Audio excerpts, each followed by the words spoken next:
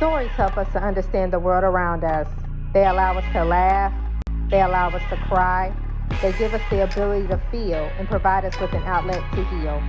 Join me as I get to know some of the amazing people behind the stories that we read in order to truly discover the story that has been hidden within each of us. My name is Bre Smith, and this is the Author Push Talk Show.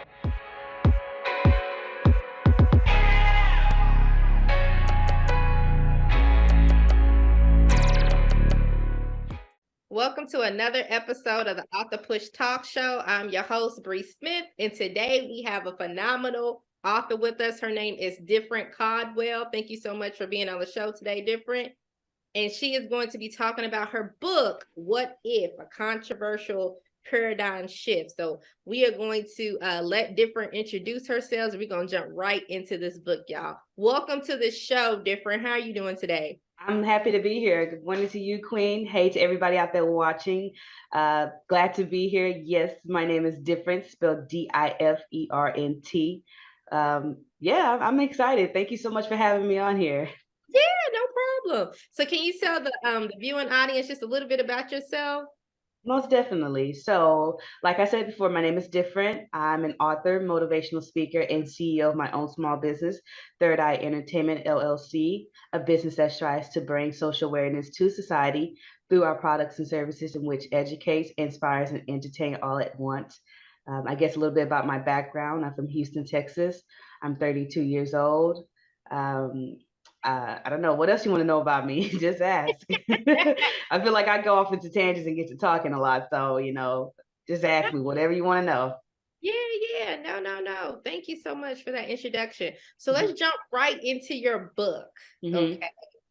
What if a controversial paradigm shift? So Yes. I guess let's talk a little bit about the book. And first off, what made you gravitate towards that title for your book? Um,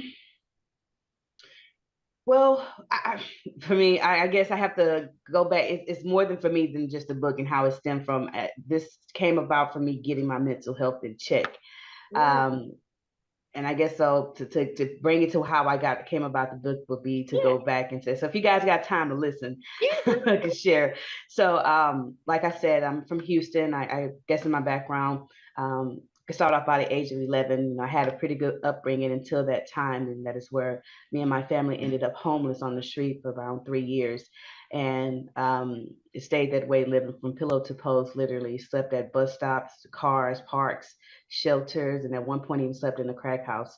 Um, and it wasn't until I was the age of 14 when a family member secretly placed me in foster care. They did not tell the other family members where I was for around 6 months. And within that 6 months, I found out that if, in the state of Texas, if you age out of foster care, they would pay for your tuition to college. And so then, right then and there, a light bulb went out in my head, and I just decided to use my street smarts to elevate my book smarts, and made that decision to spend the next 4 years being in the system. That's a whole nother story within itself. Um, but God still had plans for me because I went through that, trial and tribulation, and came out of that and ended up with a full ride to 4-year state university. And I ended up going to Sam Houston State University, and I graduated from there. And within that experience, it was just blessings on blessings. I was able to start my own student organization titled Pay It Forward. And within that, this is where my motivation speaking bug was planted. I would go to different high schools speaking about the importance of education and sharing my testimony. And kids would come up to me afterwards and tell me, hey, I'm going through the same thing, or I didn't know the state of Texas would pay for my college. And so, as well as I got the opportunity to travel abroad. I studied abroad at Kim Young University in South Korea. And within that opportunity, I got to travel to 8 other countries in 2012. And that's where my travel bug was planted. And fast forward to 2023, I'm up by just about 50 countries that I've traveled to. By the time I get done with that, I had my bachelor's degree in international business. I got 2 minors in economics and business communication, as well as I have a master's degree in entrepreneurship. I just got my real estate license renewed, as well as I have my insurance agent's license. Um, but all those blessings is still, as an adult, um, I still had issues to deal with inside me. What I went through in my childhood followed me through my adulthood, to where I was squandering all opportunities that came my way. Coming up in a chaotic environment, chaos was normal to me. And so when I got placed in foster care, it was like a completely different world. I was actually placed in good foster home with Black parents or Black foster parents, who had college degrees and lived in houses, big, nice houses. And that was just completely foreign to me. And so for me, I felt it was too good to be true. And so, my thought process was I'm the captain of my own ship. I decide to where it's time for, to sink it. And so that's what I would do. I would sabotage all the good things that came to me and that followed me throughout high school, college, and into my young adulthood, and to where I was squandering, career opportunities that came my way because I didn't feel it was good enough for me. There was one that set heavily on my mind to where I had a meeting with a well-connected person, and I just let those demons in the back of my head get to me, telling me, "Hey, you're not good enough. They're just taking mercy on you because you're a foster kid." And so I purposely showed up late to that meeting, and it just left a sour taste in that person's mouth. And years later, here I am sitting back, looking on it, regretting it, wishing, shoulda, coulda, woulda, until I had to face the ugly truth. I had to look myself in the mirror and say, whatever I went through as a child, it wasn't my fault. It was out of my control. But as an adult, it's on me to fix that problem. And Yeah. so I had to face that ugly truth and just tell myself that, although Black people don't do therapy, this Black girl is gonna go do some therapy and get her some help and get her mental in check. And that's just what I did. And so getting real with myself and talking with a therapist and being consistent about it as well is what led me to writing my book. That therapist encouraged me to get back into journaling, and that's where it started. And as well as being stuck in the house for the pandemic, couldn't go anywhere, and so that fed into my depression. And here it is, a couple of months after May 25th, 2020 happens, the day that George Floyd dies. And, he's from, we're both from Houston, excuse me, Houston, Texas. I'm from Fifth Ward, he's from Third Ward. And so his protest was right down the street from my house. And so I wanted to get involved. I wanted my voice to be heard, but when it all came down to it, I couldn't. I just felt that if I'm going to, have my voice being heard, I wanted to last longer than the protest, then after I'm gone. So that is where, I started to think, pray and meditate and ask God, what is it that I can do, to have my voice being heard that's going to catch people's attention as well as put me on the map. And slowly but surely, he started showing me, little things here and there. I was watching the movie A Time to Kill, one with Matthew McConaughey and Samuel Jackson. And towards the end, I don't know if any of you seen this or not, but towards the end, when he's giving his closing arguments, and he's asking these questions, what if, this little girl was beaten and raped? And then he asks that question, what if she was white? And, that shocks them. And so that's also where the inspiration stemmed from, just asking these questions. What if, this happened to you and your people instead of mine? And what if this was still happening to you and your people? Would you be okay with it then? How would you feel about it then? Was it justified? And if not, then why would it be justified for it to happen to us and not to you? And so the way that I've constructed the book is, Hang on one second. Hang on yeah, one yeah. second. I want to you said a mouthful, okay? I know I talk a lot and fast. I love it. I love it because I'm gonna break it down just a little bit. So, like, Yes. I love how you talked about because I think we shared our stories before, but I grew up in an abusive household. Yes. And so carrying that childhood trauma into my adult years, Mm-hmm. around 2020, around that time where it was like, okay, I got married, and then it was like, oh man, now I'm having to face reality of, okay, not only this relationship, but I'm also having to come face to face with myself and the ugly truth about myself, and not realizing that the childhood trauma. So I believe in that. I'm all for Black people, especially us, because Yes.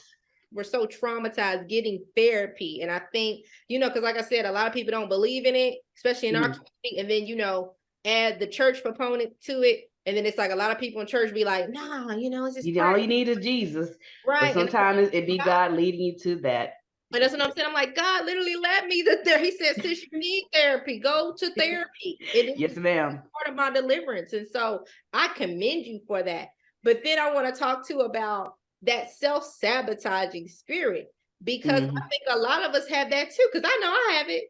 You know what I mean? Like where you will sit there and just squander opportunities, be like, oh man, and then like you said, it's almost like a condemnation will come upon you to the point where you feel like, oh man, and you beat yourself up about it instead of just being like, you know what, that's a lesson learned, and let me move forward and let me keep trying.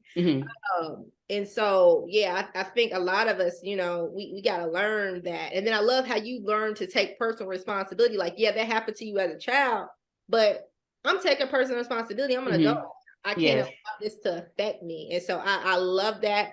I feel the exact same way as that. So I was like, man, since you hit on some really good points, but then I love it too. Like I said, when you talked about how in this journey you were able to write your story, right? And even asking those questions, what if? Because you're right. If the tables were turned, how would you feel? And I don't think our white counterparts really have that, they truly understand that. Some think they cool and some of them think they know. But I'm like, no, you don't know the real story. Right, you know what I'm saying? They may experience it a little bit if they have a Black child, you know what I mean? But even then, some of them still, like, oh, like to turn a blind eye and look the other way. Well, they're gonna be so, and that's exactly why I've written it in this form. Is eye-catching, it's thought-provoking. It will rub some people the wrong way. But I want to stem back to what we said in regards to, coming up in that environment, in a chaotic environment, and having that notion in the Black community of, what goes on in this house stays in this house. And I think a big part of my business, well, I don't think, I know, a big part of my business with Third Eye Entertainment is that we push and advocate for mental health wellness awareness, and especially in the Black community, especially with women. And I just want to take this time to reach out to anybody out there watching and listening, and to know, and please understand that if you're going through any type of mental anguish, stress, illness, being depression, anxiety, bullying, having suicidal thoughts, please know that it is okay to not be okay, but never, ever, ever sit there and not be okay. Go get help. Go talk with somebody, a family member, a therapist, a friend. If need be, getting on medication. It's like that for some people. Picking up hobbies, cutting people off, do whatever it is that you have to do to keep your mental health in check and not go off the deep end and possibly take anybody with you. I've noticed that, hurt people hurt people. And so when it comes to, getting your mental health in check, it's not just about you, it's about saving others as well. And so for those out there that may need it or know somebody who may need these mental health resources, please feel free to share it with them. The crisis hotline number is 1-800-273-8255, or you can call or text 988, or you can text 741-741. And for those that would like to, you guys can go online and visit mentalhealthishealth.us, or you can visit 988lifeline.org. And please remember, although I am giving you guys these mental health resources, it's on you to do your own homework and your own research and find what works best for you. Because at the end of the day, you guys are the captains of your own ship, and you decide where to navigate the water, as well as whatever trial and tribulation you guys may be going through out there. Please know that this too shall pass and you will get through it. So going off the deep end is not an option. It's not worth it. So don't do it. Okay, so I digress on that. I just always want to make sure I share that piece of information with those out there. Now, going back to the book, this is exactly why I set it up in this way and in this form, is to catch those who like to turn a blind eye, is to catch their attention and make them think, hey, what if this was to happen to our people? I have it, like I said, set up in four main paradigms. I have historical, political, precedent, and hypothetical. And with the historical side of it, it's just, detailing and, like I said, an erase role reversal of all the events and historical deaths that have occurred in the African American community. So for instance, right off the bat, when you turn the first page in historical paradigm shift, you see me asking the question, what if in 1619 Africans started dealing in illegal slave trading, whereas they kidnapped millions of English women, men, and children and brought them on slave ships to America? And then you would see that provocative and graphic illustration of, white slaves in shackles and chains and being whipped by slave ship owners, and some of them jumping from ships like we did. And so it's basically, none of the things I'm saying is false. These are true events that have occurred in America. These are factual, things. Only thing is that it's just a race role reverse. It's just different skin pigmentation. It's just flipped. And so, and it's the point of the book is just to get that conversation rolling that needs to be had. And often, in my theory, when we have these conversations consistently and keep pushing for, change, or talking about, accountability and acknowledgement of the wrongdoing that's still ongoing, not just with the past, that's still ongoing. And then, in my theory, that is where we can see, systemic change over time. I'm well aware that it's, change doesn't happen overnight. It takes more than one person, complaining and moaning about the issue. It's going to take, multiple people from multiple backgrounds, not just black and white, to come to the table and have these conversations that need to be had, as well as for those, that have common sense and that are mature enough, and as well as, again, be advised that this is a sensitive content. I do have the parental advisory sign on the book. But for those that are mature enough and have common sense, be it black, white, brown, yellow, whatever the case may be, that understand between, the first three paradigms, hypothetical, political, and president, and they can make it through to, excuse me, a hypothetical paradigm. They will see it's not just about pissing people off or rubbing people the wrong way. I'm talking about unity, coming together as one, accountability, acknowledgement. I not only just mentioned, black and whites. I pay homage to Native Americans, Muslims, Hispanics, even the LGBTQ community are included in this book as well. And so, for those out there that are, mature enough to handle it, please go to my website, differenceworld.net, and get your copy of it. I often tell people, if you can't take the heat, then don't bother coming to this kitchen. But I'll switch it up and say, if you can't take the heat, still come on to the kitchen. Just get your little fire blanket. You'll be okay. Because that's the point of it all, is to have these conversations that, people like to turn a blind eye to. As well as, I also want to know, for anybody out there that may be feeling or thinking that this book is like a tool to inspire, radical black people to uprise against the white community. No, it's not. Please stop that. It's just simply a book that pushes that envelope and gets the conversation rolling. And the reason, and you asked earlier, what made me come up with the concept of controversial? Well, looking back on it and doing my research and seeing, the TV shows they have out there, uh, society likes controversy, whether we want to admit it or not. It gets people attention, they gravitate towards it. So that is why I chose the controversial route, because it would get your attention. But for those, like I said, that read on through the book, and they will see it's not just about rubbing people the wrong way. They say in writing that's that attention grabber. And so I went the controversial route to get your attention. And now that I have it, listen up. And so that's what it's all about. It's just, coming together, having that talks that need to be had. And like I said, I'm well aware that change doesn't, happen with just one person. It's not going to happen overnight. But what if, Bree, what if this was the generation that plants the seed for the next, or the next generation? I see it happening. I just don't see it happening overnight. It's going to take some time.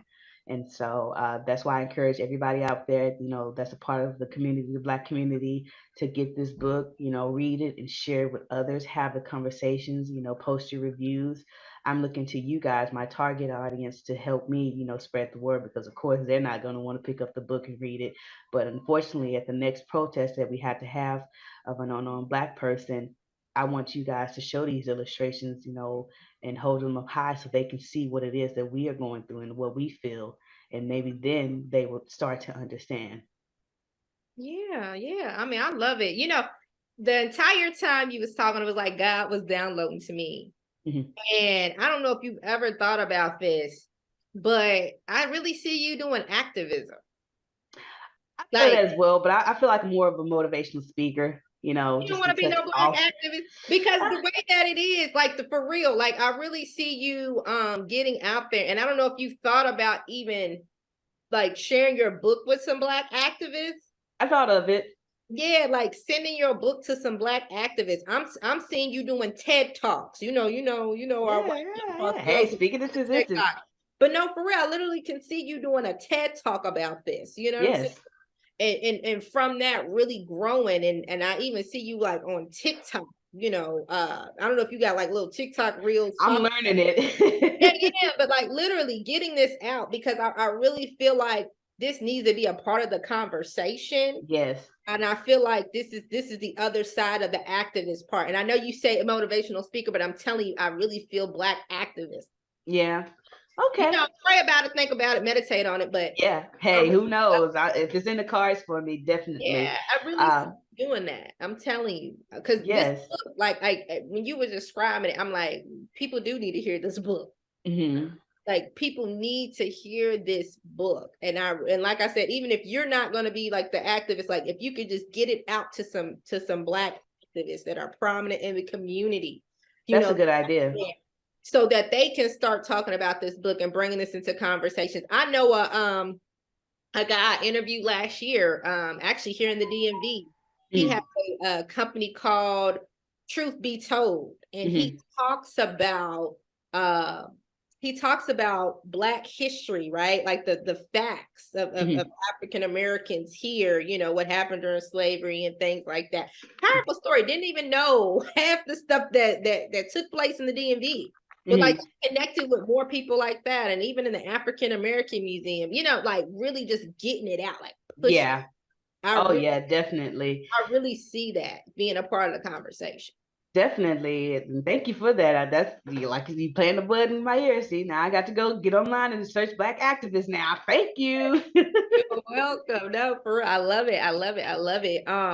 So what's some next, like what are your next steps? Like what do you plan on doing? Well, Book I've or your been doing business? some speaking events, virtual speaking events right now, as well as building and dropping vlogs for my YouTube channel. Right now, I'm trying to build up subscribers to my YouTube channel. With that being said, you guys, please go to my YouTube channel and subscribe. Difference World YT, come and learn. Um, I like to think of myself as an eclectic woman. I'm not just about, talking about systemic racism and pushing for social awareness. Like I said, with Third Eye Entertainment, we're all about entertaining, educating, and inspiring. So when you go to my YouTube channel, you'll see I have a content schedule. I do motivational vlogs, social awareness vlogs. I drop my podcast interviews as well as pop culture reviews and my travel vlogs to entertain and inspire those out there that have not traveled the world. Like I said, I've been to just about 50 countries. And so I dropped my vlog sharing. I just dropped Rome last week, Cairo. Go check it out. That's why you guys, like I said, my tagline is come and learn. And so go to Difference World and come and learn about your girl. What else I got going on? Uh, my motto is manifest, plan, and prepare. So right now I'm manifesting, planning, and preparing to get on the Roland Martin Unfiltered podcast. I feel that that's one of the next step where I should be, where I belong, as well as to push this book. That he has a huge platform of people that would understand where I'm coming from. And so manifest, plan, and prepare is what I always tell people. And the story behind manifest, plan, and prepare, it stems from my life and what I went through and how I realized the power of manifestation is real, as well as with the power of tongue. Um, I realized that when I manifested my worst nightmare into existence out of thin air, and I told myself that if I can manifest my worst nightmare, why not manifest my biggest dreams? And so when I say manifest, that means removing all the doubt, all the fear, all the naysay out of your mind and reprogramming it to a positive one. Believing in yourself, believing in the universe will give you what you need. Uh, um, and as far as planning goes, getting it out on paper, coming up with a plan of action, writing things down, putting pen to paper, and having, multiple backup plans, exit plans. You can't plan for the unknown, but you can expect that it is coming. And when it does, you just have to, be mentally prepared that whatever you're going to go through, you will get through it and it too shall pass. Now, as far as preparation side goes, that goes into a little bit of what I said earlier when it comes to getting your mental health in check, your spiritual health, your financial health, your physical health, cutting people off that mean well, cutting, mending broken bridges so that whatever it is that you're manifesting and planning for, when it comes to you, you can be prepared for it. You would know how to handle it and you wouldn't squander it like how I did in my early 20s. I had a lot of good things coming my way and I squandered it because I didn't know how to handle it. I didn't feel that I was worthy of it or that it was really truly going to last a long time. So I just, sabotaged it so would nobody have to hurt me. And so when I say manifest, plan, and prepare, that's what I mean by that. Get it out and see it in your mind, write it out on paper, and then prepare for it to come because it surely will. And so that's just what I'm at with it right now. I haven't made it big time yet, but I know that it's coming because I'm keep pushing forward. I got people like you that's rooting for me and in my corner, and as well as I just want to take this time to give you your flowers and give you a shout out. I see you doing your thing online and you just pushing for greatness, and you're gonna get there as well. I see it happening for you too. So keep doing your thing, and that crown on your head, you are rocking it oh so well. I heard you just got a birthday, so I know you were partying, had a good time. I can see you with your long hair flipped. You were doing your thing. So, and then so keep shining on them and keep putting pressure on their neck. And I'm going to do the same. Yes, sis. Thank you for that. I love it. I love it. I wish more of us would learn to come together. Yes. It's like we got so much, what I'm saying, hate out there from the world. What I'm saying? We got to learn to love each other. You know what I mean? And in reminding each other that we're kings and queens, yeah. and as well as that's why I put salutations when it comes to our people. Always yes ma'am, no ma'am, because there was one point in time in history, we didn't get that respect that white people automatically get. At one point in time we were considered dog food, and so or a 20-year-old white boy back in the day can get away with calling a 60-year-old black man boy, and so with our people it's given automatically. Even if they don't give it to us, we need to give it to ourselves and remind ourselves where we come from. We have bloods of kings and queens running through our vein, and let us not forget it. So again, I just want to thank you guys so much for having me on. I truly appreciate it. You guys don't forget, go to my website, differenceworld.net. You can check out all my other social media handles, my Instagram, my Twitter, and I'm learning IG. I'm learning TikTok, so I'll be on there shortly. But definitely go to my YouTube channel and subscribe. That's where I'm at most of the time. Difference World YT. Come and learn. As well as don't forget to go to my website, differenceworld.net, and get a copy of my book, What If? A Controversial Paradigm Shift, and please leave me reviews. I definitely appreciate all the love and support. Thank you, Ms. Bre, for having me on the show. Big shout out to you and yours. And, like I said, keep shining and keep putting pressure on their neck. I truly appreciate it. And remember, you guys out there, whatever it is in life that you are feeling you're destined for, you have to manifest, plan, and prepare for it. And then it will surely come to you guys. Difference World. Come and learn. Amen. Well, thank you guys. You guys have heard it first. If there's any activists out there, Black activists, please hook up with Different. Yes. Get our book. Let's help spread this message. I think you need to be a part of the conversation. And once again, thank you so much for coming on today. Well, guys. Thank you for having me. Yes, girl, you are always welcome to come on the show. Definitely. Well, thank you guys so much for joining us again today on another episode of the Author Push Talk Show. Until next time, bye. Peace.